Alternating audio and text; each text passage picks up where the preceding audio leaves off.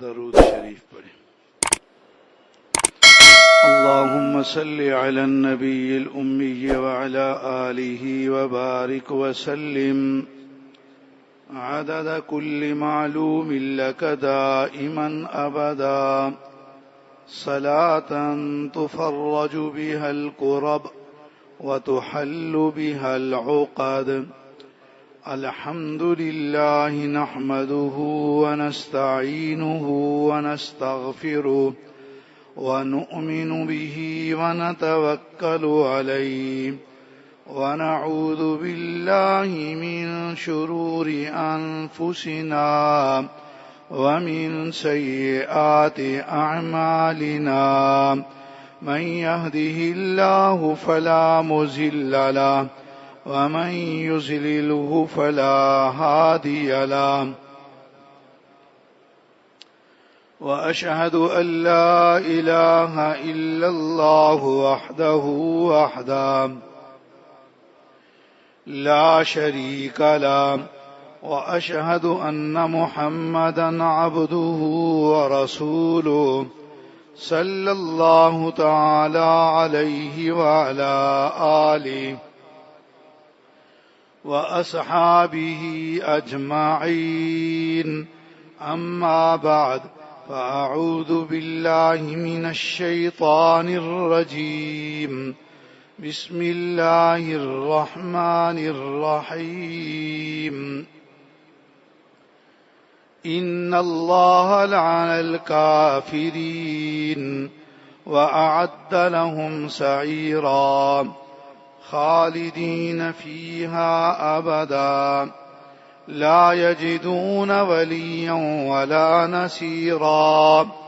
يوم تقلب وجوههم في النار يقولون يا ليتنا أطعنا الله وأطعنا الرسولا، وقالوا ربنا إنا أطعنا سادتنا وكبراءنا فأضلونا السبيلا.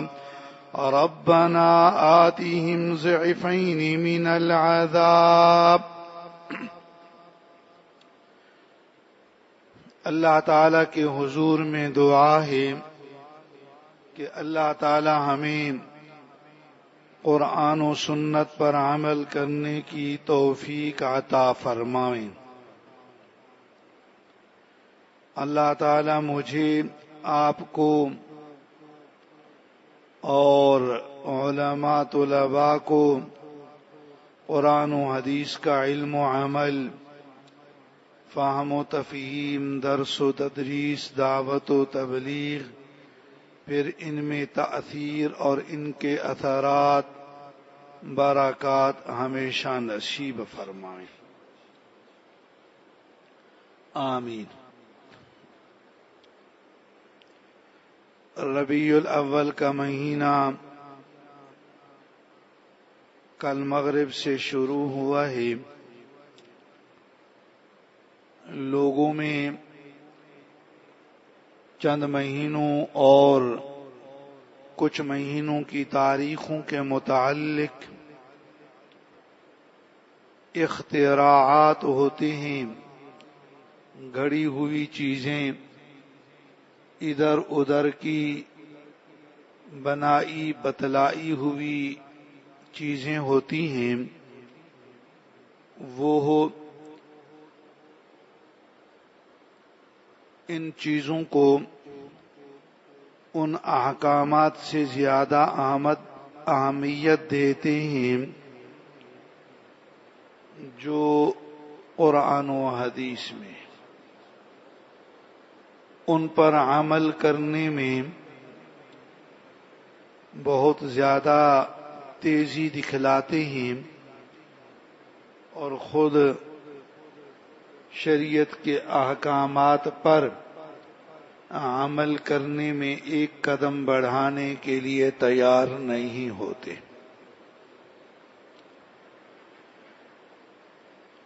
ماہ محرم کے متعلق بہت ساری خرافات، بدعات، رسومات ہوتی ہیں. لوگوں کا یہ ذہن ہے کہ اس مہینے میں حضرت حسین شہید ہوئے تو قیامت تک یہ مہینہ سوگ کے سے انداز میں گزارنا ہے. کچھ جو ہلا کہیں سرما بھی نہیں لگانا.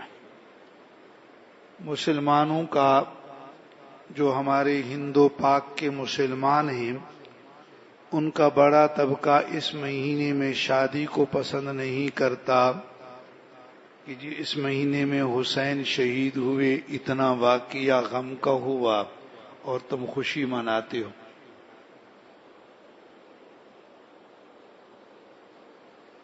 اب الٹا پن ملاحظہ ہو، یہ ماہ ربیع الاول رسول اللہ صلی اللہ علیہ وسلم کی وفات کا مہینہ ہے.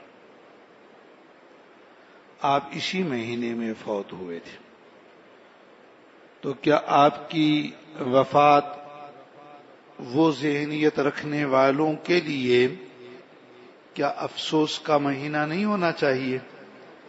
اگر شہادت حسین کی محرم میں ہوئی تو سوگ مناؤ، اور وفات آپ کی جس مہینے میں ہوئی اس میں بھی سوگ، بلکہ محرم اور سفر کی رکی ہوئی ساری شادیاں،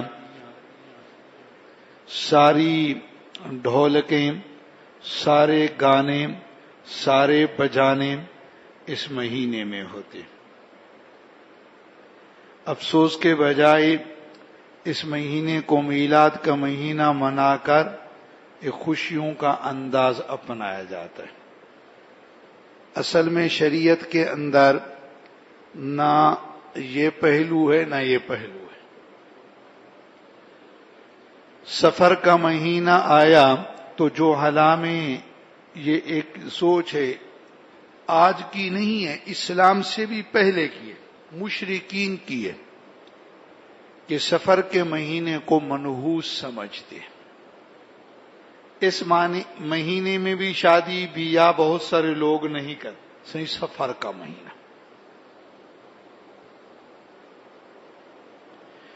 نبی کریم صلی اللہ علیہ وسلم کا ارشاد ہے، لا سفر،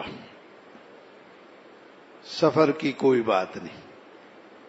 آپ نے ان لوگوں کا رد کیا، مگر آپ کی نام لیوا امت میں یہ بات آپ کے اس اعلان کے مد مقابل موجود ہے.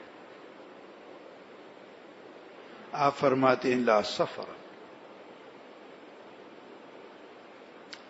سفر نہیں ہے، یعنی سفر کی. پھر ایک اور سوچ ہے، سفر کی آخری چہار شنبہ بدھ پرسوں گزری ہے. لوگوں میں اسی کی بھی ایک بات ہوتی ہے، اور پھر اس میں وہ غسل ایسیت. اچھا، نہ قرآن میں، نہ حدیث میں، نہ صحابہ میں، نہ تابعین میں، نہ تبع تابعین میں، نہ محدثین میں، نہ مفسرین میں، نہ اولیاء میں، نہ اکتاب میں، کسی میں ان چیزوں کا نہ نام ہے نہ وجود ہے. نہ معلوم کہاں سے گھڑ لی گئی ہیں. اگر ہم بھی تو قرآن حدیث پڑھیں، قرآن حدیث پڑھے، ہبوں کے پاس پڑھے، ہم کو بھی تو نظر آوے نا صحیح چیز.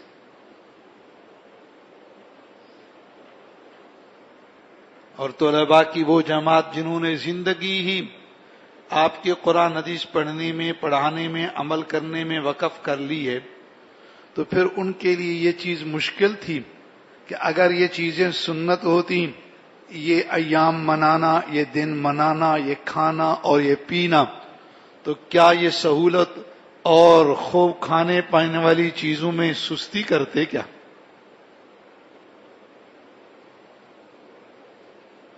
لوگوں میں تو مشہوری یہ کہ ملا خوب کھاتا ہے، ہم تو تیار نہ ہو جاتے، اگر جب نہیں ہے تو سو نہیں ہے. کھانے والے بھی نہیں ہیں، بس نام جو بن گیا. مولوی کے لقمے گنے جاتے ہیں اور لوگوں کی پلیٹیں بھی بھول جاتی ہیں. خیر پرواہ نہیں، پتہ تو کیا کرو نا کہ طلباء کرام کو روٹی مدرسے میں کتنی ملتی ہے، اور اپنی بھی دیکھا کرو، ان کی بھی. آپ کی زیادہ ہوگی، ان کی کم ہوگی، مگر الحمدللہ اللہ اسی میں برکت رکھ. خیر، اصل اس کے پیچھے ایک سوچ ہے.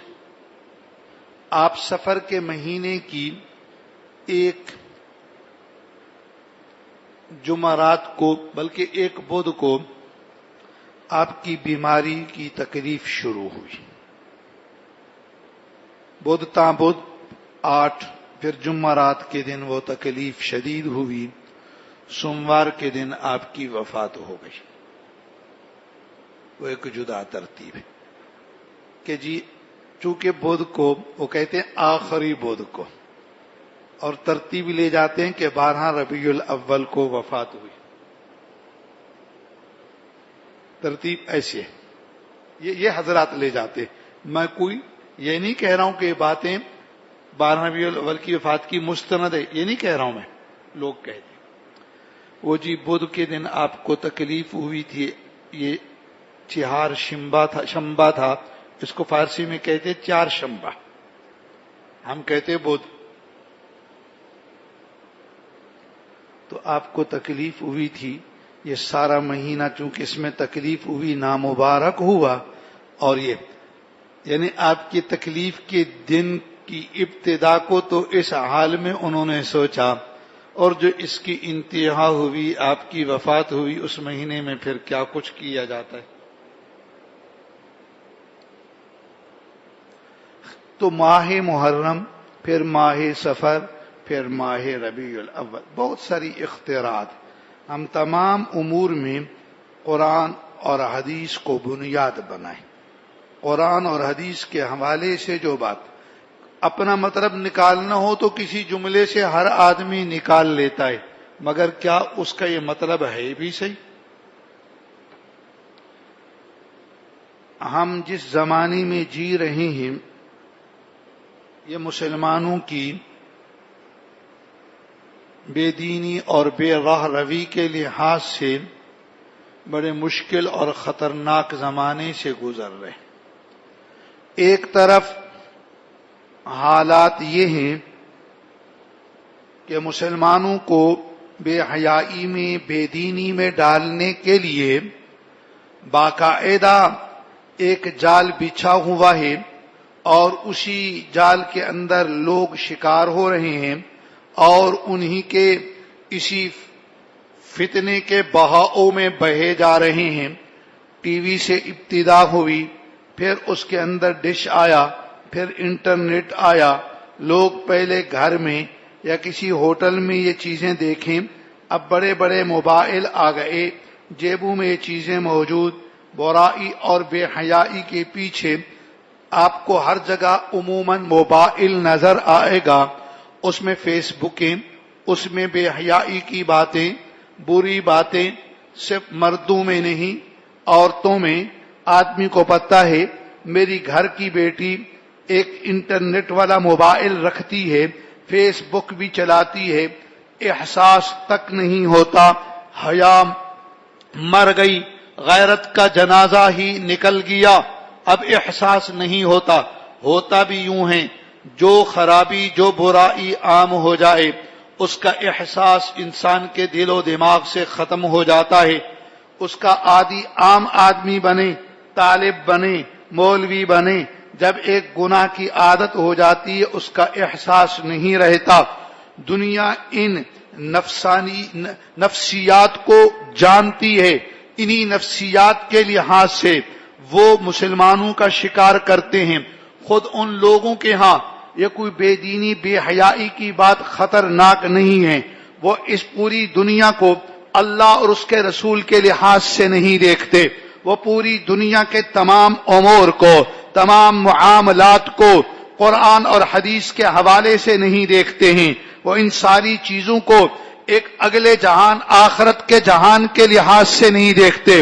اور آپ مانیے اگر معاملہ واقعی یوں ہوتا کہ اللہ اور اس کے رسول کے اس بارے میں ارشادات نہ ہوتے، قرآن اور سنت کے احکامات نہ ہوتے، مرنے کے بعد کی ایک زندگی نہ ہوتی، وہ جہان نہ ہوتا، تو یقیناً دنیا کے اندر کی ان چیزوں کی کوئی حیثیت، کوئی اہمیت نہ تھی، ہر کوئی اس بہاؤ میں بہتا جاتا، اس لیے کہ آدمی کے اندر کا جو نفس ہے اس کی چاہت بھی یہی ہوتی ہے، دنیا کی ترتیب بھی یہی ہوتی ہے، مگر حقیقت یہ ہے اللہ کا بھی حکم ہے، اللہ کے رسول کا بھی حکم ہے، قرآن کی باتیں بھی ہیں، حدیث کی باتیں بھی ہیں، مرنے کے بعد کا ایک جہان بھی ہے، مرتا ہم میں سے ہر آدمی دوسرے کو دیکھتا ہے، فلاں مرا، فلاں یہ ہوا، کوئی دن خالی نہیں کہ کانوں میں کسی کے مرنے کا اعلان نہ سنا ہو، کسی کے جنازے کا اعلان نہ سنا ہو، قبر کی تاریکی کا حال اپنے آنکھوں سے نہ دیکھا ہو، قبر کی تنہائی اور وحشت کو ہم نے اپنی آنکھوں سے نہ دیکھا ہو۔ ہاں یہ حقیقت ہے، ساری چیزیں ہمارے سامنے موجود ہیں۔ یہ دنیا کی زندگی کا گزارنا کوئی محض دنیا کے لیے نہیں ہے، یہ آخرت کے لیے ہے، یہ اللہ اور اس کے رسول کے ہدایات کی روشنی میں ہے، یہ قرآن اور سنت کی ہدایات کی روشنی میں ہے۔ اور جب ہم یہ دیکھتے ہیں کہ ان میں اللہ کی بات ہے، اللہ کے رسول کی بات ہے، قرآن کی بات ہے، سنت کی بات ہے، پھر یہ ساری خرابیاں ہمیں اندھیرے نظر آتے ہیں، ہمیں تاریکی نظر آتی ہے، دل میں بندے کے اندر گھٹن ہو سکتی ہے، یہ کروں گا تو جب تنہائی کے جہان میں پہنچوں گا میرا کیا بنے گا، میرا کیا ہوگا، اللہ کو کیا منہ دکھلاؤں گا، اللہ کے رسول کے آگے کس طرح میں پیش ہوں گا۔ یہ چیزیں دنیا کفر میں تو یہ چیزیں نہیں ہیں۔ ہمیں کیا ہو گیا، آج دنیا کفر کے بچھائے ہوئے جال میں ہم پھنستے چلے گئے، اور ان کی بے حیائی کے اس سمندری طوفان کے اندر ہم بہتے جا رہے ہیں۔ وہ تو نہ اللہ کو مانے نہ اللہ کے رسول کو مانے، اس نہ ماننے کی وجہ سے قرآن ان کے متعلق کہتا ہے، اللہ فرماتے ہیں ان اللہ لعن الکافرین واعد لهم سعیرا خالدین فیہا ابدا لا یجدون ولیا ولا نصیرا۔ اللہ نے کافروں پہ لعنت فرمائی، اللہ نے ان کے لیے بھڑکتی ہوئی آگ کو تیار کی ہے، کچھ دنوں کے لیے نہیں، خالدین فیہا ہمیشہ، اور ہمیشگی بھی یہ کوئی صرف لمبی مدت تک نہیں بلکہ ابدا، جس کی کوئی انتہا ہی نہیں ہوگی۔ ان مشکلات میں کوئی وہاں دوست ہوگا، کوئی مددگار ہوگا۔ آدمی کو یہاں دنیا کی کسی مشکل سے دو طرح کے لوگ بچاتے ہیں، ایک وہ جو بندے کے دوست ہوتے ہیں، رشتہ دار ہوتے ہیں، دوسرے ایک ہوتے ہیں رشتہ دار یوں، ایک ہوتے ہیں متعلقین، دوست مددگار۔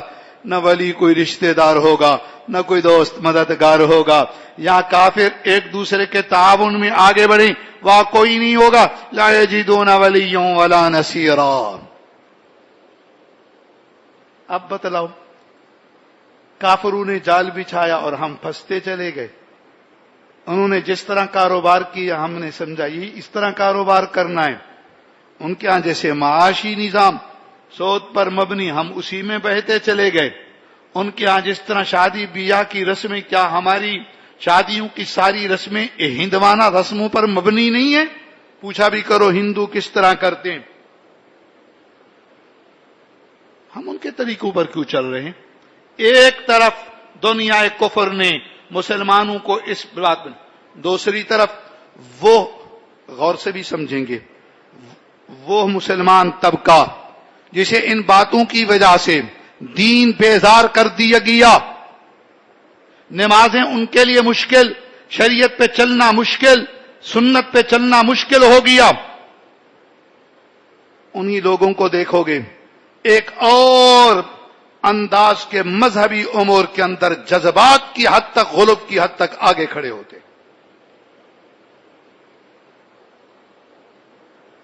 نماز مشکل لگتی ہے، بالکل ناراض آپ نہیں ہوں گے، آپ کی سنت پر چلنے میں دقت، داڑھی رکھنے میں مشقت ہے، شلوار ٹخنوں سے نیچے، دیکھو یہ مولویوں کا کام ہے، یہ ان لوگوں کا کام ہے، مگر ان لوگوں کو ایک اور مذہبی بات میں، جس مذہبی بات کی کوئی شریعت میں بنیاد نہیں، نہ قرآن میں، نہ حدیث میں، نہ اللہ کے رسول نے فرمائی، نہ اللہ کے رسول کے صحابہ نے فرمائی، نہ 3 قرنوں کے حضرات نے فرمائی، نہ اولیاء نے کی، نہ ابدال نے کی، نہ اقطاب نے کی، انہوں نے نہیں کی، مگر ہمیں ان کے اندر بہا دیا گیا، ساری بدعات کے رنگ میں ہمیں رنگنے کی کوشش کی گئی۔ ہم ان امور میں پیسہ بھی خرچ کرتے ہیں، وہ رسمی ہماری خیراتیں بھی ہوتی ہیں، فلاں دن کی، فلاں لحاظ کی، میرے اللہ نے فرمایا عشر دے، دینے کے لیے تیار نہیں، زکوٰۃ دے، دینے کے لیے تیار نہیں، چند دن مخصوص بنا دیے گئے، ان میں کس قدر آگے لوگ بیٹھے، وہی لوگ جو اصل شریعت پہ چلنے میں سست ہیں، وہ ان باتوں میں کس قدر جذباتی ہیں۔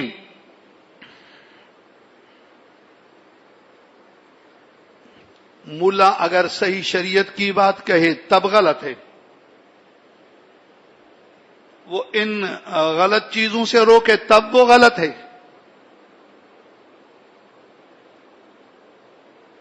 جہاں سے روشنی ملتی تھی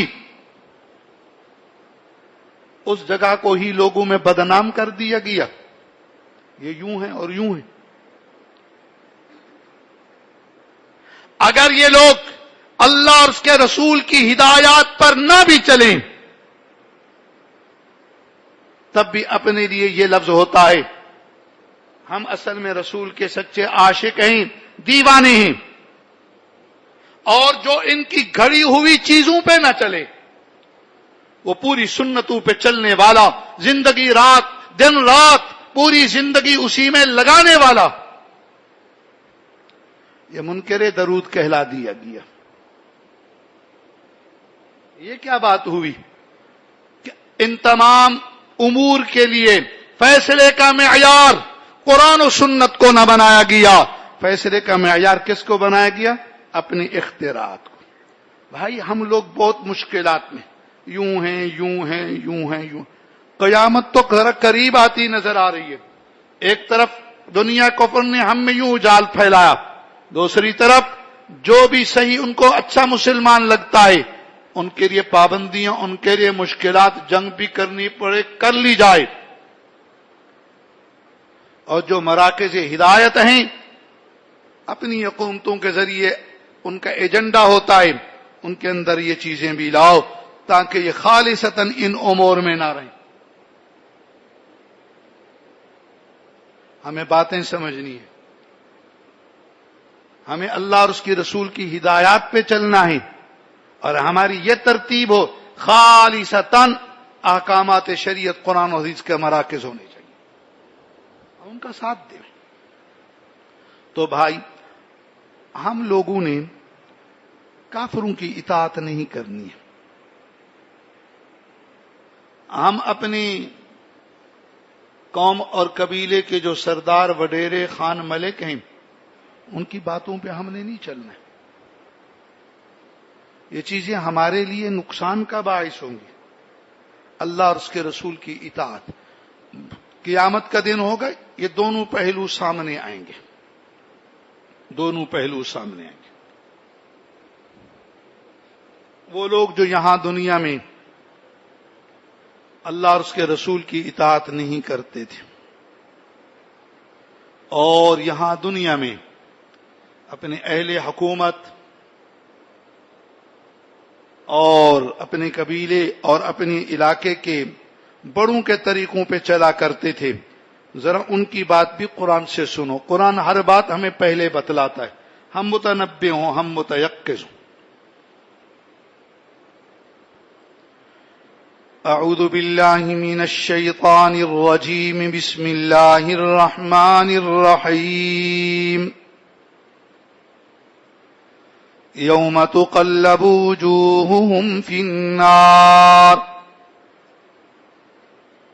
اللہ تعالی نے فرمایا جس دن ان لوگوں کے چہرے جہنم میں اوندھے ڈال دیے جائیں گے، یعنی جہنم میں ان کو یوں ڈالا جائے گا چہروں کے بل گھسیٹ کر، اوندھا انہیں جہنم میں ڈالا جائے گا۔ یوم تقلب وجوہہم فی النار، وہاں صرف یہ نہیں ہوگا کہ جہنم کی آگ کی سزا، بلکہ وہاں اس سزا کے ساتھ کئی اور بھی تکالیف، کئی اور بھی عذاب، تکلیف کے ساتھ ذلت بھی ہوگی۔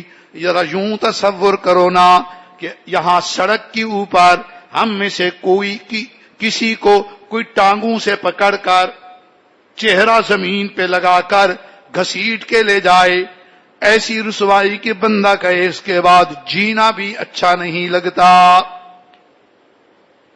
تکلیف تو تکلیف رہی، جو باطنی اذیت ہے کتنی بڑی بات ہے۔ یہاں تو ہم اپنے لیے نہ یہ جسمانی تکلیف سوچ سکتے ہیں، نہ یہ اپنی باطنی ذلت کا تصور کر سکتے ہیں، مگر یہ بھی تو سوچو نا قیامت کے دن یہ امور بھی ہو سکتے ہیں، اور ان امور کو دعوت خود دی جا رہی ہے۔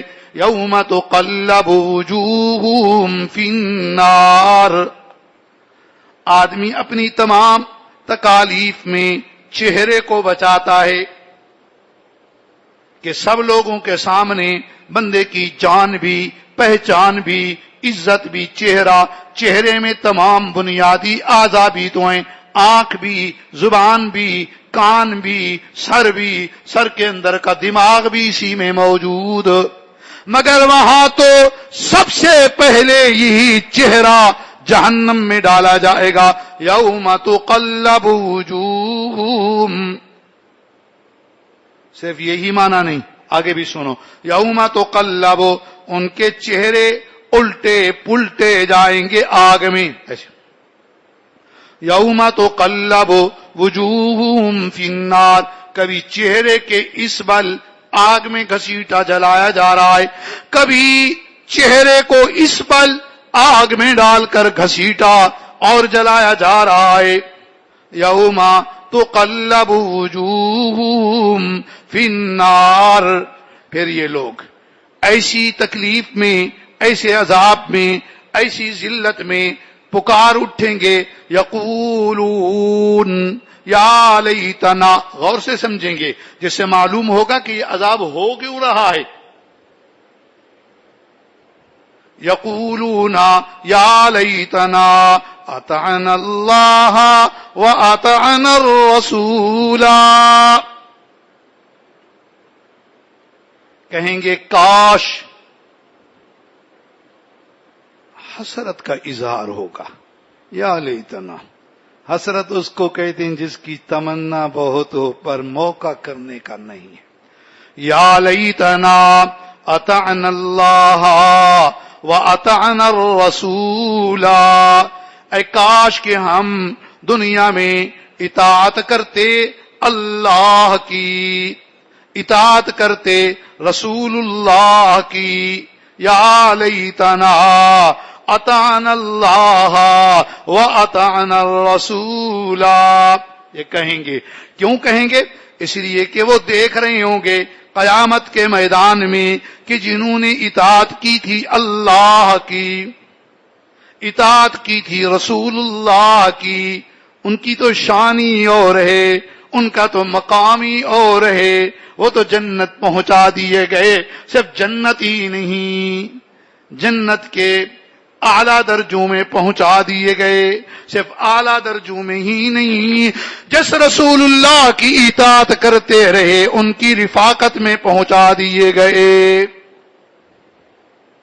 اللہ کے رسول کی اطاعت چاہیے نا، پھر سوچو، قرآن کہتا ہے، میں تھوڑی کہہ رہا ہوں، وَمَن يُطِعِ اللَّهَ وَالرَّسُولَ فَأُولَئِكَ مَعَ الَّذِينَ أَنْعَمَ اللَّهُ عَلَيْهِمْ مِنَ النَّبِيِّينَ وَالصِّدِّيقِينَ وَالشُّهَدَاءِ وَالصَّالِحِينَ وَحَسُنَ أُولَئِكَ رَفِيقًا۔ اللہ فرماتے ہیں اور جس نے اطاعت کی اللہ کی اور اللہ کے رسول کی، یہ وہ لوگ ہیں کہ ان کے ساتھ ہوں گے جن پہ اللہ نے انعام فرمایا، یعنی انبیاء کے ساتھ، صدیقین کے ساتھ، شہیدوں کے ساتھ، صالحین کے ساتھ۔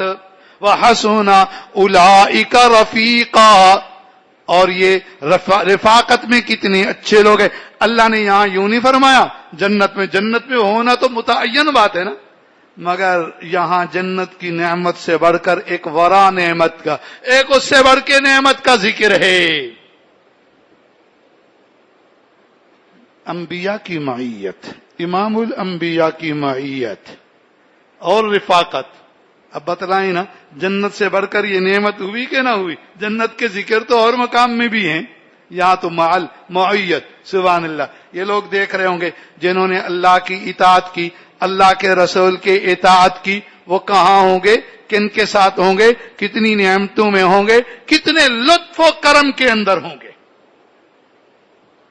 تو ہمیں اللہ اور اس کے رسول کی اطاعت کرنی چاہیے نا. ہاں لازمی کرنی چاہیے. ہر آدمی کو اپنے آپ کو اسی میں ڈالنا ہے، ہر آدمی کو اپنے آپ کو اسی میں ڈالنا ہے. وہ دیکھیں گے وہ تو وہاں گئے اور ہم یہاں جہنم میں، کہیں گے یا لیتنا اطعنا اللہ و اطعنا الرسول.